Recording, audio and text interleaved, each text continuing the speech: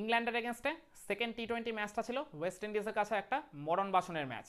এই ম্যাচটা যদি ওয়েস্ট ইন্ডিজ জিততে পারতো তাহলেই কিন্তু তারা সিরিজটাকে রক্ষা করতে পারতো লাস্ট ম্যাচ পর্যন্ত। কিন্তু ব্যাটাররা ওই জায়গায় এত ভালো প্ল্যাটফর্ম সেট করে দেওয়া সত্ত্বেও সেকেন্ড ইনিংসে মূলত বোলারদের ব্যর্থতার কারণেই জয়ের এত কাছাকাছি গিয়েও এত ভালো চান্স ক্রিয়েট করেও শেষ মুহূর্তে ইংল্যান্ডের কাছে ওয়েস্ট ইন্ডিজকে এই সেকেন্ড টি-20 ম্যাচটা হেরে যেতে হলো, যার ফলে এক ম্যাচ বাকি থাকতেই তারা সিরিজটা খোয়ালো। তো এদিন ইংল্যান্ড আর ওয়েস্ট ইন্ডিজের মধ্যেকার এই সেকেন্ড টি-20 ম্যাচের টার্নিং পয়েন্ট আপনি কোনটাকে বলবেন? English captain Harry Brook toss জিতে এদিন আগে ফিল্ডিং করার সিদ্ধান্ত নিয়েছিলেন। তো ইংল্যান্ডের কিন্তু শুরুটা বেশ দারুণ হয়েছিল। তাদের ওই pace bowler, left arm pace bowler look would ইনিংসের প্রথম বলেই তিনি উইকেট তুলে নিয়েছিলেন ওই ওয়েস্ট ইন্ডিজের ওপেনার এভিন লুইসকে ফেরত পাঠিয়ে একটা চমৎকার ইনসুইঙ্গিং ইয়র্কারে।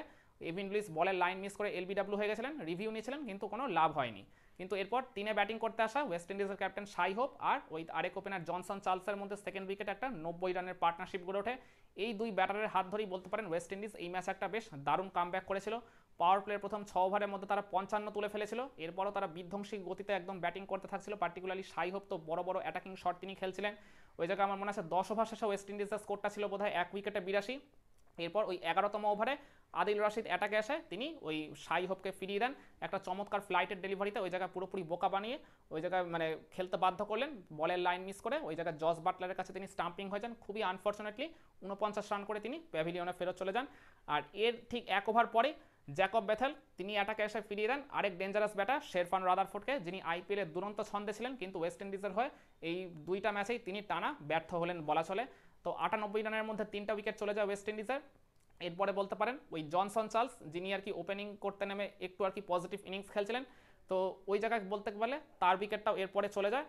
তো 117 রানের মধ্যেই 4টা উইকেট খুঁয়ে ওয়েস্ট ইন্ডিজ তখন বলতে পারেন অল অফ আ সাডেন বেশ কিছুটা ব্যাকফুটে চলে যায়। এরপর 16 ওভার শেষেও বলতে পারেন তাদের স্কোরটা ছিল 4 উইকেটে 121। কিন্তু লাস্ট 4 ওভারে তারা একবারে অবিশ্বাস্য ব্যাটিং করলো। এই জায়গাতেই বলতে পারেন ম্যাচের মোড়টা তারা অনেকটাই ঘুরিয়ে দিয়েছিল নিজেদের দিকে।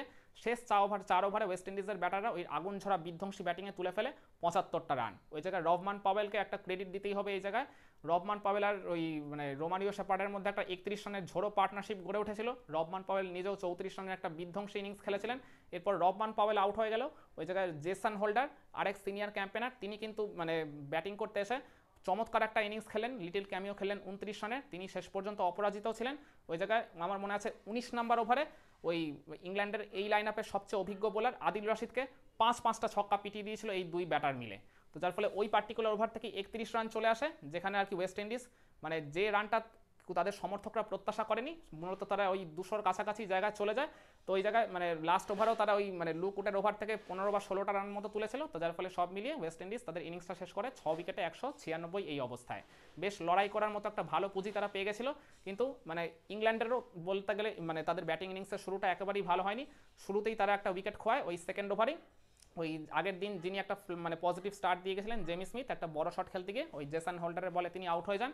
কিন্তু এরপর সেকেন্ড উইকেটে আরেক ওপেনার বেনটাকে তার 3-এ ব্যাটিং করতে আসা জস বাটলারের মধ্যে একটা 63 রানের পার্টনারশিপ গড়ে ওঠে।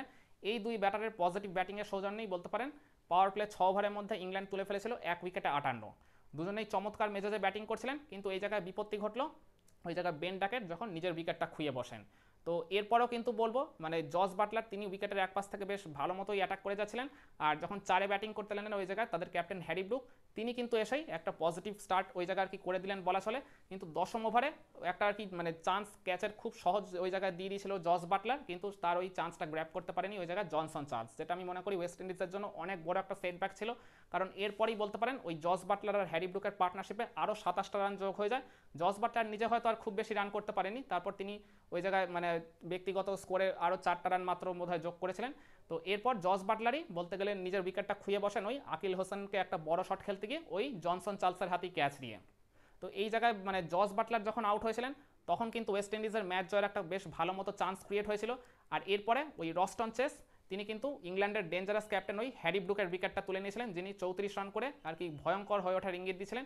তো 126 রানের মধ্যে 4টা উইকেট খুঁয়ে তখন ইংল্যান্ড কিন্তু বলতে গেলে বেশ কিছুটা আবার চাপে পড়ে গেছিল। ম্যাচ জয়ের একটা বেশ ভালো মতো চান্স ক্রিয়েট করে ফেলেছিল ওয়েস্ট ইন্ডিজ। কিন্তু এই জায়গাতে বলবো 5ম উইকেটে ওই টম ব্যান্টন আর জ্যাকব বেথেলের মধ্যে একটা ঝোড়ো 43 রানের পার্টনারশিপ গড়ে ওঠে প্রায় অলমোস্ট 300 স্ট্রাইক রেটে। দুজনেই দুপ্রান্ত থেকে যেভাবে অ্যাটাক করলেন ওই ওয়েস্ট ইন্ডিজের বোলারদের, তাতেই বলতে গেলে ওয়েস্ট ইন্ডিজের ওই ম্যাচ জয়ের আশাটা ওখানেই শেষ হয়ে যায়। এরপরে জ্যাকব বেথেলের উইকেটটা তুলে নিল মানে তিনি যখন আউট হয়ে গেছিলেন তখন মানে তার আগে অলমোস্ট আর কি ইংল্যান্ডকে ম্যাচটা জিতিয়ে গেছিলেন। তখন ইংল্যান্ডের জয়ের জন্য ইকুয়েশনটা ছিল 24 বলে 28 রানে, যেটা আর কোনো ব্যাপারই নয়। এরপর ইংল্যান্ড শেষের দিকে গিয়ে ওই উইল জ্যাক্সের উইকেটটা খুঁয়ে ফেলেছিল ঠিকই, কিন্তু টম ব্যান্টন ক্রিজের শেষ পর্যন্ত ছিলেন, তো তিনি ওই জায়গায় ম্যাচটা জিতিয়ে বা ফিনিশ করে আসতে কোনো রকম ভুল করেননি। তো যার ফলে 9 বল বাকি থাকতে এই সেকেন্ড টি20 ম্যাচে ওয়েস্ট ইন্ডিজকে ইংল্যান্ড হারিয়ে দিল 4 উইকেটের ব্যবধানে, আর যার ফলে এক ম্যাচ বাকি থাকতে তারা সিরিজটাও পকেটে পুরে ফেলে। তাহলে এবার প্রশ্ন আসতে পারে এই সেকেন্ড টি20 ম্যাচের টার্নিং পয়েন্ট আপনি কোনটাকে বলবেন।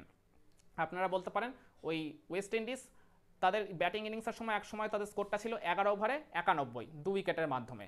আর এরপর বলতে পারেন খুবই সারপ্রাইজিংলি 16 ওভার শেষে যখন তাদের স্কোরটা ওই জায়গায় হলো মাত্র 4 উইকেটে 121, এই মাঝের 5টা ওভারের মধ্যে তারা যে মোটে 30টা রান তুলতে পেরেছিল, ওই জায়গায় 2টা উইকেটও খুঁয়ে ফেলেছিল। এই যে মানে মডার্ন ডে টি20 ক্রিকেটে আপনি যখন ইনিংসের এই মিডিল ফেজের গুরুত্বপূর্ণ জায়গাটায় মাত্র 30 রান তুলবেন, তাও 5 ওভারে, মানে ওই একদম টায় 6 রান রেট রেখে, এটা কিন্তু ডেফিনেটলি আপনাকে অনেকটাই আর কি মানে পিছিয়ে দেবে। তো এইটাকে আমি মনে করি এই মাঝের মানে আর কি 5টা ওভারের স্লো ব্যাটিংটা টার্নিং পয়েন্ট হতে পারে ওয়েস্ট ইন্ডিজের জন্য। কিংবা বলতে পারেন ওই লুক উডের ওই চমৎকার যে স্পেলটা, তিনি 4 ওভারে মাত্র 25 রান খরচ করে দুইটা গুরুত্বপূর্ণ উইকেট তুলে নিয়েছিলেন। একদম ইনিংসের প্রথম বলে তো উইকেট তুলেছিলেন, আর এরপর ওই ডেঞ্জারাস রবমান পাওয়েলের উইকেটটাও তিনি তুলে নিয়েছিলেন, যে রবমান পাওয়েল আর কয়েক ওভার ক্রিজে থাকলে ওয়েস্ট ইন্ডিজের স্কোরটা 200-র উপর তিনি নিয়ে চলে যেতেই পারতেন। আর তার উপর এই লুক উড ওই তার প্রথম 3 ওভারে খরচ করেছিলেন মাত্র 9 রান। তো ডেফিনেটলি তার এই অবিশ্বাস্য বোলিং স্পেলটা এই ম্যাচের টার্নিং পয়েন্ট হওয়ার অবশ্যই দাবিদার। কিংবা আপনি বলতে পারেন ওই ইংল্যান্ডের ইনিংসের সেকেন্ড উইকেটে জস বাটলার আর ওই বেন ডাকেটের মধ্যে যে 63 রানের পার্টনারশিপটা গড়ে উঠলো, এই পার্টনারশিপটাই বলতে গেলে ইংল্যান্ডকে ম্যাচ জয়ের দিকে অনেকটাই কিন্তু এগিয়ে দিয়েছিল। তো এই জুটিটা ডেফিনেটলি এই ম্যাচের টার্নিং পয়েন্ট হতে পারে। কিংবা আপনি বলতে পারেন ওই 5th উইকেটে জ্যাকব বেথেল আর টম ব্যান্টনের মধ্যে যে ঝোড়ো 43 রানের মানে পার্টনারশিপটা গড়ে উঠলো প্রায় 300 স্ট্রাইক রেট মেনটেন করে, এটাও তো ডেফিনেটলি ওই ইংল্যান্ডকে ম্যাচ জয়ের দিকে আর কি অনেকটাই এগিয়ে দিয়েছিল বা ম্যাচ জয়টা অলমোস্ট নিশ্চিত করে দিয়েছিল। তো এই পার্টনারশিপটাও এই ম্যাচের অবশ্যই টার্নিং পয়েন্ট হতে পারে। কিন্তু আমার কাছে এই সব কিছু পেরিয়ে এই ম্যাচের যেটা আলটিমেট টার্নিং পয়েন্ট মনে হয় কোনটা জানেন, সেটা হচ্ছে ইংল্যান্ডের ইনিংসের ওই 16 নম্বর ওভারটা, যে পার্টিকুলার ওভারে ওই আলজারি জোসেফকেই সম্ভবত এই মানে জ্যাকব বেথেল 3টা ছক্কা পিটিয়ে 20টা রান তুলে ফেলেছিলেন। মানে আমি মনে করি তার আগে ইংল্যান্ডের জয়ের জন্য যে ইকুয়েশনটা ছিল 30 বলে 48, ওই পার্টিকুলার ওভারে ওই 20টা রান চলে আসার জন্যই তাদের ইকুয়েশনটা মানে খুবই সহজ হয়ে যায়, একদম হাতের মুঠোয় চলে আসে, 24 বলে 28 হয়ে যায়। জ্যাকব বেথেলের উইকেটটা ওই মানে ওভারের একদম লাস্ট ডেলিভারিতে চলে গেল, তিনি কিন্তু তার আগে নিজের কাজটা একদম কমপ্লিটলি করে দিয়ে গেছিলেন। তো ওই পার্টিকুলার একটা ঝোড়ো ওভারের জন্যই বলতে পারেন ইংল্যান্ডের ম্যাচ জয়টা অনেকটাই সহজ হয়ে গেল, যে কারণে তারা 9 বল বাকি থাকতে ম্যাচটা জিতে গেল। তো আমার কাছে ইংল্যান্ডের ইনিংসের ওই 16 নম্বর ওভারটাই এই সেকেন্ড টি20 ম্যাচের আলটিমেট টার্নিং পয়েন্ট। একমত হবেন নাকি আপনার কাছে এই ম্যাচের টার্নিং পয়েন্ট অন্য কিছু ছিল? কমেন্ট করে আপনার মতামতটা জানাতে পারেন।